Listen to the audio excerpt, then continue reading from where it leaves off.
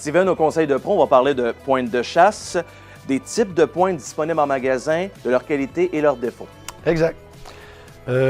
On a plusieurs modèles très différents. On sait qu'aujourd'hui, le marketing, tout ça, il y a beaucoup de compagnies qui lancent beaucoup de produits très diversifiés. Par contre, on demeure quand même 3 modèles relativement proches l'un de l'autre. On a la pointe de chasse fixe, on a la pointe de chasse mécanique, puis on a de plus en plus de pointes de chasse hybrides. Bon, j'explique.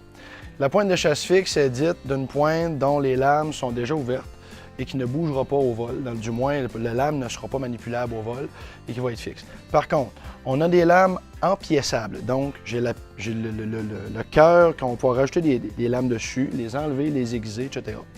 On a comme ici Montec, qui est une pointe qui est complètement soudée. Donc, elle a été castée comme ça, elle n'est pas manipulable, elle peut être aiguisée, mais c'est probablement le modèle de pointe de chasse qui est probablement le plus utilisé de par la rigidité de la pointe, donc il n'y aura pas de désagrément. Enfin, il ne se désagrégera pas nécessairement là, en pénétration. On a la pointe de chasse mécanique, qui est probablement la plus mitigée parce que dans l'arbalète ou dans l'arc, on a 2 pressions qui sont complètement différentes. C'est comme comparer un bazooka là, avec une petite carabine à air comprimé. On a des armes qui ont beaucoup de pression.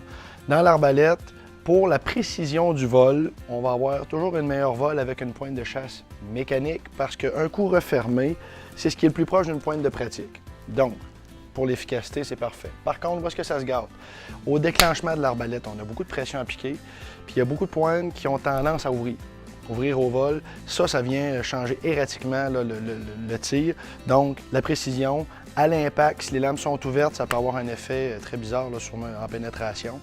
Donc, c'est là que les gens ont beaucoup de difficultés avec les pointes de chasse mécanique. C'est de là qu'est venu le type de pointe hybride. Donc, c'est qu'ils ont intégré un set de lames fixes et une portion qui peut ouvrir à l'impact. Donc, par exemple ici, si jamais que la pointe n'ouvre pas, on va avoir un rayon de coupe d'environ 1,5 pouce. Et à l'impact, si elle ouvre, 2 pouces et 5/8. Donc, on a à peu près le meilleur des 2 mondes. Celui qui n'est pas sûr, mais qui veut quand même tenter à shot, mais ça va être un bon produit.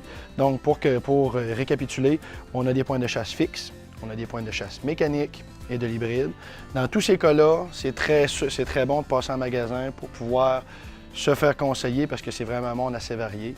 Donc, gênez-vous pas, on est là pour vous. Merci, Steven. Bonne journée.